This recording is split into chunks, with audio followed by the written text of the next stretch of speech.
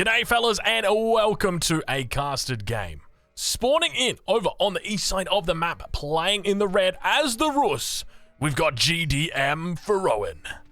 And on the opposite side of the map, spawning in as the yellow Abbasid dynasty, ladies and gentlemen, the first time we are witnessing him in this color. It is the one, the only, TheViper. Ladies and gentlemen, what an absolute pleasure it is today to bring the very first game where Viper is playing as yellow. Of course, this is a ranked game on the ladder. Viper is now currently training for participation in what is going to be the biggest Age of Empires tournament to date. But before we go any further through this video, a quick word from our sponsor, Surfshark. I'm partnering up with Surfshark to bring you guys an amazing deal on an amazing VPN. Surfshark protects your data when you're browsing the internet. Everywhere you go, whether it be a website or a Wi-Fi network, your data can be stolen. Surfshark prevents that by locking all your data behind closed doors. Surfshark also allows you to change your virtual location, meaning you can access region-locked content like Netflix or Hulu. So if you're interested in checking out Surfshark, you can use code DRONGO to get 3 months for free and a huge 83% off for a limited time only. So click the link in the description and grab the best VPN deal on the internet. Now, let's get back to the action. Alright, so already there is action opening up over on the east side of the map. Obviously playing up against the Rus in this matchup. He's going to want to get out early scouts, and we can already see he's out on the map doing what he does best. Cleaning up that Gaia. Now, this is an interesting matchup, one that we've seen develop quite a lot over the past few months. So I'm curious if Viper's going to be able to keep up with his opponent. His opponent, Pharaoh, you may not have heard of him. He's currently sitting at about rank 500 on the ladder. So Viper, who's currently at about rank 1000 on the ladder, is definitely going to be in for a bit of a tough time. Keep in mind, he's obviously taken some time out to play Age of Empires 2. He's been around away from the scene for quite a bit of time. And, I mean, realistically, this is the first time that he's back and playing. Not even realistically, this is it, the very first time he's back and playing. Now, one of the things that are going to be in for contention here are going to be the Boars, and we can see them spawning up on... hold on. You're not a Boar? You're not a Boar? Where's the Boar? There's the Boar. It's a little bit of a... It's a very fluffy Boar, isn't it? But, and then down towards the south side, he's doing a great job of denying bounty so far. We can see double wolves picked up, but we'll check in with Pharaoh and see how he's doing. He's on 120 bounty at the moment. Not a terrible amount of bounty. He's also looking to pick up one of Viper's hunts, so be super happy with this one if he's able to secure that. If we take a look on the other side of the map, we've already got one hunt that's dead and a whole bunch of other little hunts. Typically on this map, you're not going to be getting you're not going to be getting access to as many deer. If we take a look, you can see there's lots of small little deer patches just around the map everywhere. Viper's actually got plenty on his side. He's got one, and then a second one over here, and then of course there's a third one. It's kind of in the middle, I guess you'd say, whereas Viper's got like 2 back deer. That's pretty decent compared only to the 1 for Pharaoh. So a little bit of a map advantage there for the Viper. He is obviously playing in the color yellow, and you guys know exactly what that means. Viper's got this theory. For anybody who's wondering, Viper's come from Age of Empires 2, not come from Age of Empires 2. His background is Age of Empires 2, and he has this sort of belief, let's just say that yellow guarantees him a better map. Well, not guarantees, but he's just noticed if he doesn't play yellow, he doesn't get as good a map spawns.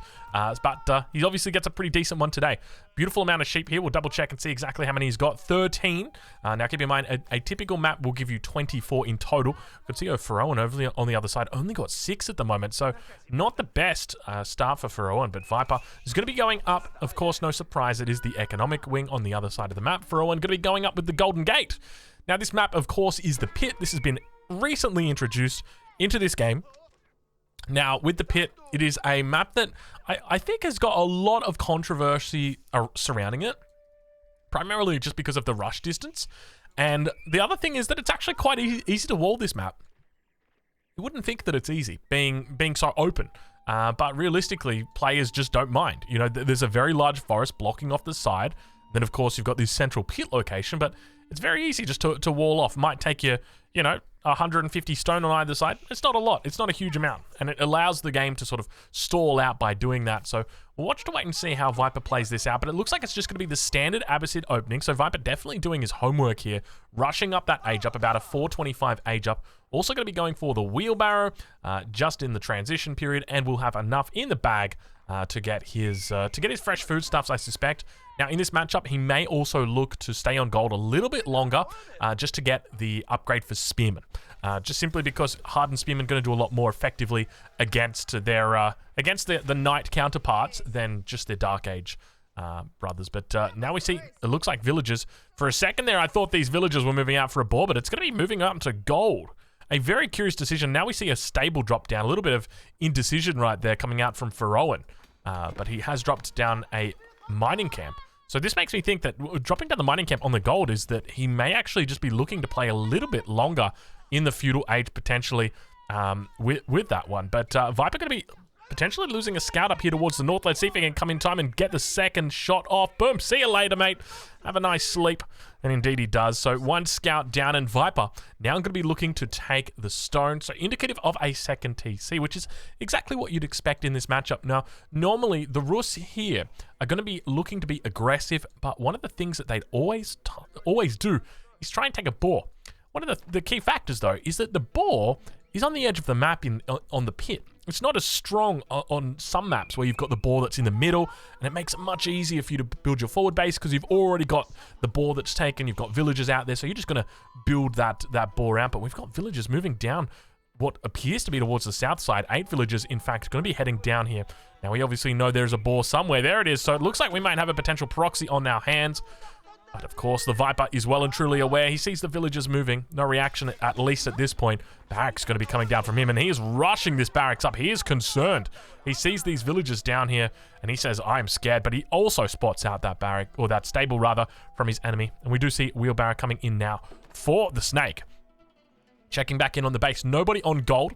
But we do have Spearmen coming out, so didn't opt to get that Hardened Spearmen upgrade. You can see it's only 35 gold now. It did have a nice little reduction, and we've got ourselves a little bit of fancy shenanigans. Villager going to go down. Second villager might be unlucky as well, but the scout looks like it's picked up the aggro. Careful, my friend. Careful, my friend. Viper, unfortunately, oh my lord, you got a little bit too close for comfort there. Villager does go down, so I suspect Viper's going to be quite happy with that.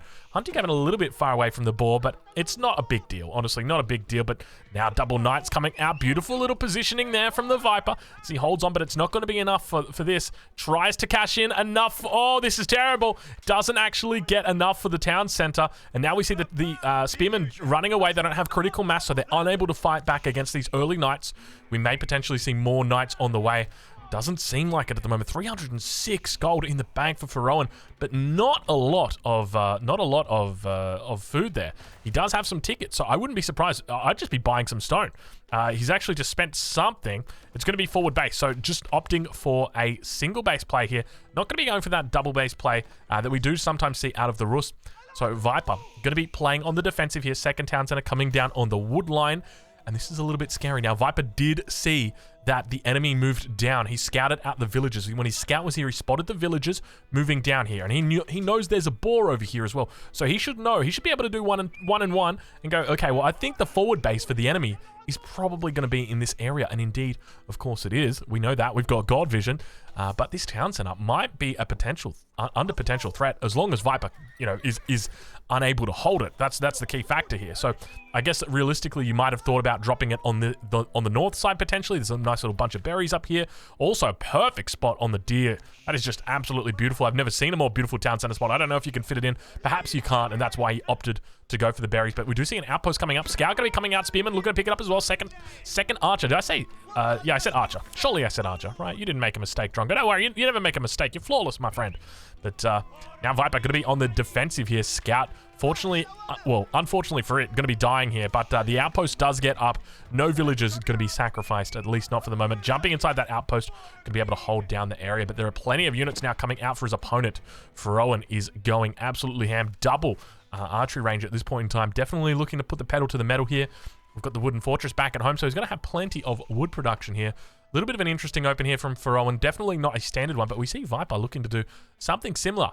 Definitely not a standard opening. A lot of outposts here, rather than your typical horseman and spear opening, which now Viper is moving into. So a little bit of a delay on that. Obviously adds in the outpost, keeps him safe for a little bit longer, but does make him a bit susceptible to a ram timing. So we'll have to watch and see how he goes about it.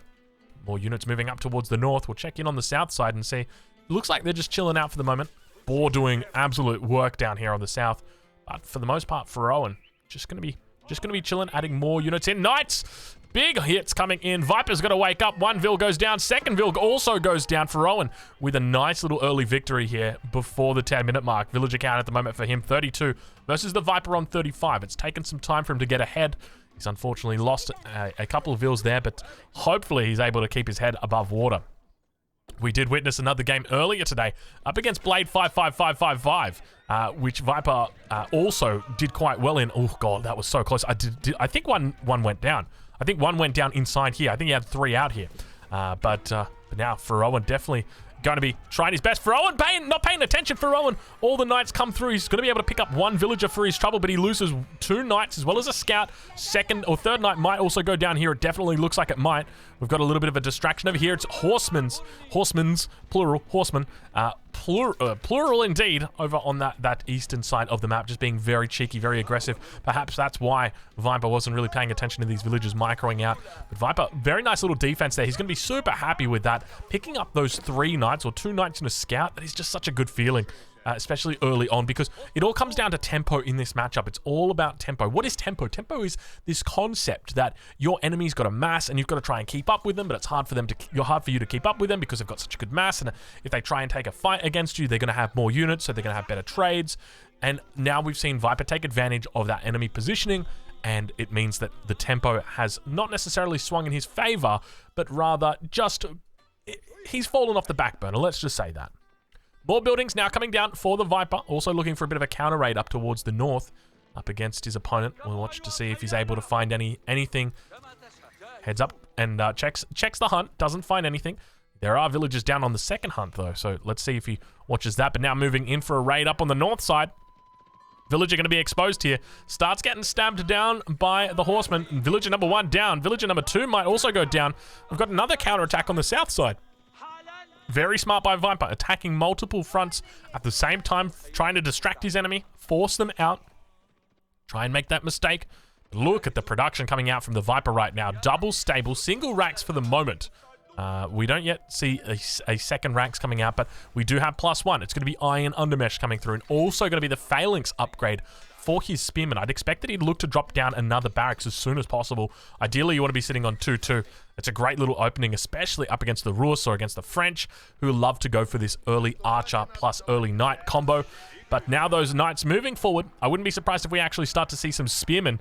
Looks like Pharaoh might be in a little bit of trouble in paradise as the Knights come in. A little bit of a pick-off. Archers doing their best to tee them down, but unfortunately the Horsemen get a beautiful little surround here, and the Viper going to be absolutely cleaning house here. Spears are trying to get in on the action, but there's just more than enough of them going to be able to overwhelm this position, and we see those Archers losing their life. And with this, the Viper definitely begins to experience a tempo shift, and oh my lord, don't do it, Viper. Don't do me like this. What have we got right here? He's got a little landing pad for his villagers.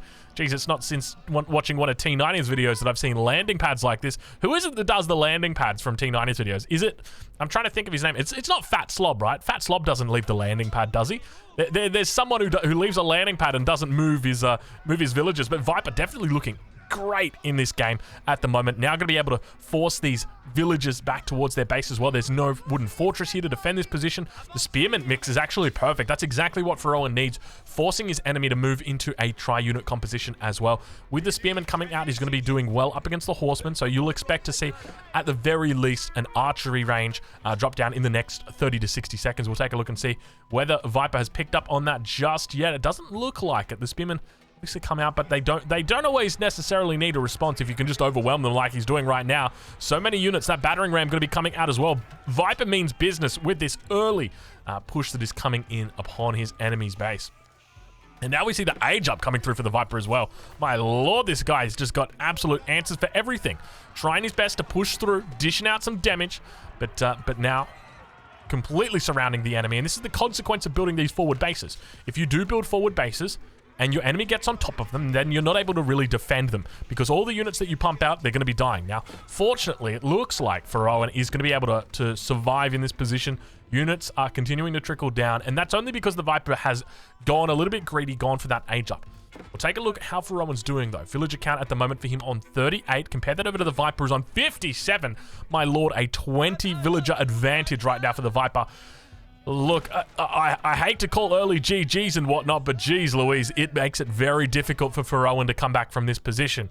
I think the best thing that Ferowan could do right now is go all in. We'll take a look and see whether he's got that siege engineering coming through just yet. Indeed he does. He's also got +1 ranged attack, so I'd love to see 1 or 2 battering rams coming out. Look at the barracks also. We see triple barracks. Oh, this is going to be so tough because as soon as the Viper's up, you know exactly what's coming out. It's going to be men-at-arms, it's going to be lancers, and the Viper is going to look like the sniper. He's going to be taking out enemy units all around the map, I suspect. And now that new age begins, let's see exactly what it is. It's exactly what we suspected. And indeed, this is where it starts to get tough. Now, the perfect combination, or the perfect unit to counter this is going to be those early knights together with spearmen.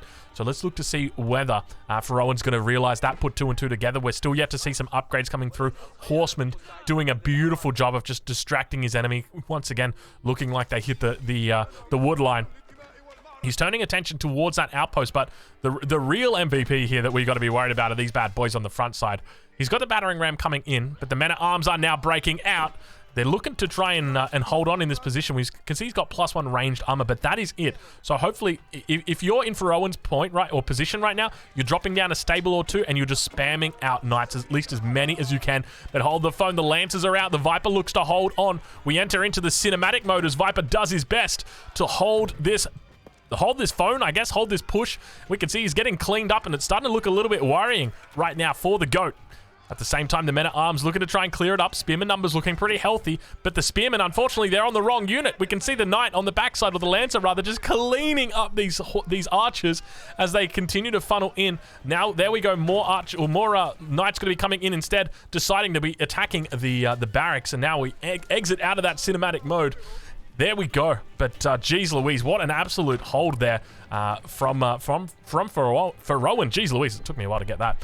But the numbers here looking very healthy. The question's going to be whether Viper's able to hold onto it. And look at the knight numbers. Viper's got to be careful. There's so many units down here. Ferowan, don't dare you do him like this. Viper might be in trouble now. Viper might actually be in trouble. Just when we thought the hold was going to be happening, he's pumping up production. He's throwing in more. He's got archery rangers coming out. Might be thinking about crossbows, but Viper jumps in the outpost for the moment. And now the battering ram continues working down, but good game gets called. Ferowan's tapped out. Why did Ferowan tap out? He may have lost villagers. Did he lose villagers somewhere? There must have been a big raid that I've missed. There you go. It was a huge raid back home that we've missed. Ladies and gentlemen, the Viper is back. He is in tip-top shape. I hope you guys have enjoyed this casted game, and we'll catch you guys in the next one.